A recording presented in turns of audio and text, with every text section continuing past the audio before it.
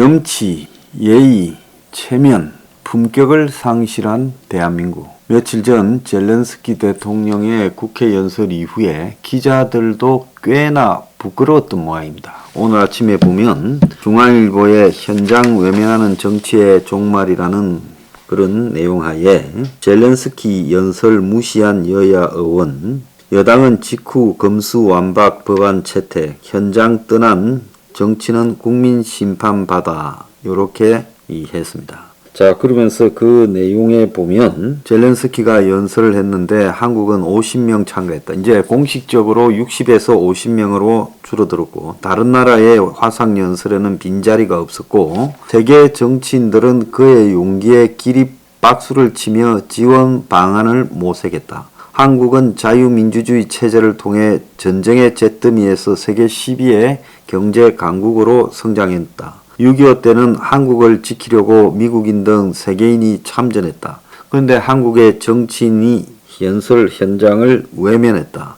그들에게는 다른 중요한 현장이 있었던가 하면서 그 다음날 검수완박을 통과시켰다. 의총에서 당론으로. 자, 조선일보 만물상에는 국회가 보여준 한국의 밑바닥이라고 해서 경제규모 104위, 인구 120만의 키프로스에서도 젤렌스키 연설을 했는데 이렇진 않았다. 자, 그래서 이 50명 와가지고 졸고 딴짓하고 전화하고, 근데 일본은 총리 장관까지 참석에 경청하고 자리도 모자라서 서서 들었다. 50대 500. 일본은 500명, 한국은 50명. 그러면서 이승만 전 대통령이 1954년 미국 의회에서 첫 연설을 했을 때 한국은 전쟁을 다 끝낸 초라한 나라였다. 이러한 나라 대통령 연설에 양원 의원, 장관, 대법관이 의사당을 가득 채우고 기립 박수만 33번 받았다. 자국 청년들이 피를 흘려 지킨 나라인데 이승만의 개인 외교 역량 때문이라고도 할 수 있지만 본질은 미국 정치인들의 자유에 대한 신념과 의지, 열정을 증명하는 장면이었다. 그런 품격이 70여 년 전 한국을 살렸다.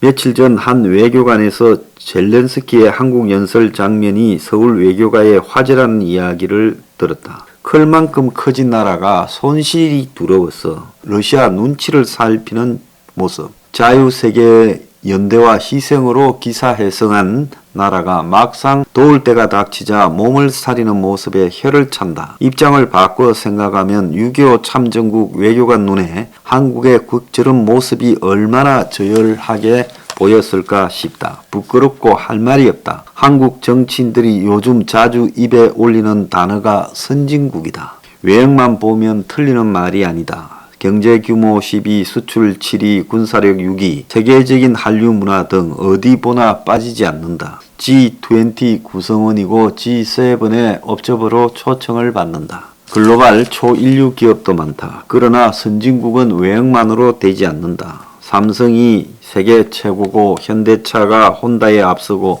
아카데미상을 받고 한국 음악이 빌보드 차트를 휩쓸고 BTS가 설친다고 세계인이 한류 스타에게 열광한다고 선진국 대접을 받는 게 아니다. 나흘 전 한국 의원들이 수준을 드러냈다. 러시아의 우크라이나 침략은 대사건이다. 이 사건의 의미도 모르고 관심도 없는 변방의식을 가진 나라가 선진국일 수 없다. 국회가 이대로면 세계 무대에서 한국은 없고 품이 없는 졸부일 뿐이다.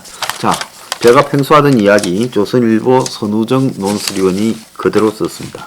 자, 또 머니투데이에 예의와 염치, 이승만과 젤렌스키, 배성민 에디터 부국장입니다. 150만 청년은 인류의 자유와 영광과 대의 및 그들의 국가를 위해 싸우는 일 이상의 아무것도 요구하지 않는다. 1954년 7월 모든 나라가 독립을 가질 권리가 있고 모든 도시는 평화롭게 살 권리가 있다. 모든 사람은 전쟁으로 인해 죽지 않을 권리가 있다. 자, 이 두 가지가요. 하나는 2024년 4월. 자, 이 두 연설이 지금 약소국 대통령들이 국제사회에 호소한 겁니다. 자, 앞에 1954년은 이승만 대통령이 워싱턴 DC에서 상하원 의원들 앞에 한 거고, 뒤에 거는 젤렌스키가 한 거예요. 자, 당시 닉슨이 부통령이었습니다. 아이젠하워 밑에서요. 그래서 상원의장이 부통령이니까 상원의장 자격으로 이승만 대통령을 지켜봤고, 또 젤렌스키는 11일 한국 국회에 화상 연설을 했고 러시아로부터 침공을 받은 상황에서 그는 우크라이나 사람은 평화롭게 살고 싶었는데 러시아가 우크라이나의 민족 문화 언어를 없애려고 하고 교육기관 병원 파괴는 러시아의 고의적인 행동이다. 자, 두 나라가 비슷한 속에서 결국 러시아와 구소련의 침공을 겪고 시달리고 있습니다. 그래서 우크라이나는 한국처럼 동서의 충돌에 또 희생양이 된 거죠. 한국이 50년대 초반의 희생양이었고 우크라이나는 2020년대의 희생양입니다. 자, 한국은 그로부터 60년이 거치면서 산업화 민주화에 어느 정도 성공했다. 근데 우크라이나는 독립된 지 30년이지만 아직도 정상 궤도에 오르지 못했다는 거예요. 자, 이승만 대통령이 미국에 갈 때 유엔군 사령관 비행기를 얻어 타고 왔고, 그렇지만 미국은 이승만의 여러 가지 강한 요구를 무마하며 더 많은 군사 지원과 경제 원조를 약속했고 상호 방위 조약으로 한미 결론이 났습니다. 젤렌스키 대통령은 한국은 1950년 전쟁을 겪었고 수많은 민간인이 목숨을 잃었지만 국제사회의 도움으로 이겨냈다며 도움을 요청하는 연설 자리에 여야 합쳐서 한 50명, 그래서 젤렌스키가 미 상하원의 화상으로 연설할 때 당시 의원들이 꽉 메웠던 것과 대조가 되고, 물론 아까 말했듯이 일본에서의 모습과도 극명하게 대조가 되었습니다. 자, 젤렌스키는 한국에 공격을 막아낼 무기가 있다고 군사 지원을 요청했고, 이 무기가 옛날에 불곰 사업으로 한국이 들어온 전차 T-80U 같은 거, 장갑차 뭐 이런 것들이었다라고도 나옵니다. 제가 그 문제를 지적했는데 그게 벌써 그대로 이미 우크라이나에서 이야기했던 걸로 드러났습니다. 그거 외에도 한국이 개발해서 자랑하는 신궁이 미사일 같은 건데 이걸 가지고 이제 우크라이나에서 요청도 했고 거절했고, 또 LIG 공장에 좀 가보자라고 우크라이나가 이야기를 했는데 공장 방문도 거절했다고 합니다. 자, 참 창피한 부분이다 이렇게 보고 있고요. 저는 러시아의 한 교수가 이 한국에는 신선한 러시아 해산물보다도 젤렌스키의 연설이 더 관심이 없었다라고 냉소적으로 비웃었습니다. 러시아 사람이 비웃는 거예요. 자, 그래서 제가 이 과거를 잊어버린 민족. 자, 이거 심각한 이야기입니다. 미꾸라지가 용이 됐다 생각하면서 과거 미꾸라지 시절을 잃어버렸어요. 미꾸라지 시절에 어떤 입장이었냐. 그런 것들을 다 잃어버리고 최소한의 그 상대가 어떤 요구를 했을 때 어려운 사람이 나그도 어려움 받아서 저래 커졌는데 우리한테도 기회를 좀 주라. 우리가 이 러시아의 침공에 맞서 싸우는 게 그래도 자유진영을 대표해서 싸우는 거 아니냐. 이런 논리로 말을 할 때 그 상대 앞에서 바로 거절하지 않고 해보려고 노력하고 절충을 찾고 이런 모습. 또 상대가 화상 연설을 하기로 됐다면 거기에 그래도 국회의원 대다수가 가서 박수를 치고 당선자나 대통령까지도 가서 볼 수 있거나 총리까지 가서 볼 수 있는 그런 정도의 품격. 자, 그런 것들을 통해서 한국이 앞으로 나아갈 수 있는 겁니다. 우리가 과거에 70년대 때, 제 어릴 때 기억이 나요. 일본 사람들이 세계를 갔다가 나가면서 기생 관광을 가고 막 섹스 관광을 다니고 할 때, 그럴 때 우리가 일본을 갖다가 이 이코노믹 애니멀이라고 비웃었습니다. 우리는 일본만큼도 못 가면서 좀 살게 됐다고 완전히 그냥 돈만 하는 동물들이다. 그렇게 이야기를 했죠. 저 어릴 때 그렇게 교육받았어요. 선생들한테. 그런데 오늘날 이코노믹 애니멀은 그들의 경제 성장에 G7 나라에 걸맞게 나름의 품위를 보여줄 줄 압니다. 자, 없이 살다가 성장했지만 세계를 상대로 큰 사고도 쳤고 전범 국가였지만 그들은 이제 세계를 상대로 자신들의 위험, 품위, 체면을 관리할 줄 안다는 겁니다. 그러니까 천민졸부였지만 그들은 어떻게 보면 한국보다 에티켓, 매너, 그리고 위험, 그리고 품격을 안다라는 거죠. 그러면 한국은 뭡니까? 이거는 일본만큼도 가지 못했으면서도 완전히 천민졸부로 웃기고 자빠진 나라로 전락했습니다.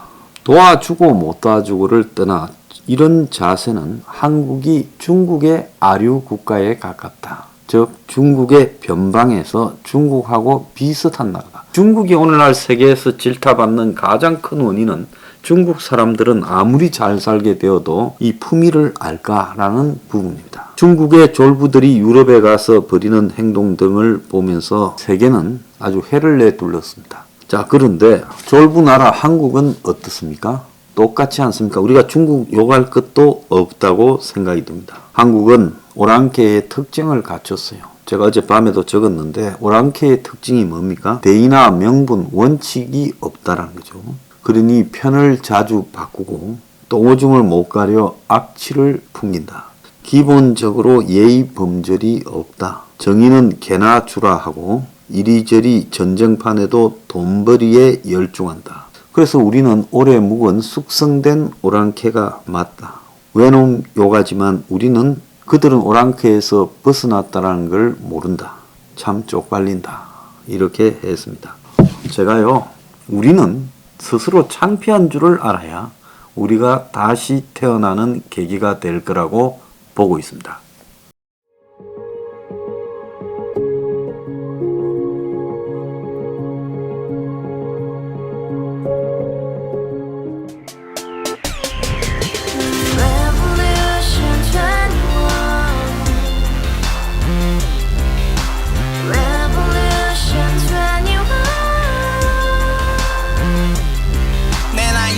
월세 30 코인빚만 300 서울에 온 지 벌써 10년 아둥바둥 버텼지만 여전히 난 반지 하에 제왕 곰팡이 연문제약 내비랑 깡통망통 완전히 폭망 고시원 창문만큼 작아진 내 꿈 연애 결혼 내 집 모든 게 헛꿈 1년 전 떠난 여친 울며 말했지 같이 써봤자 평생 가본 게 꼭꼭꼭라지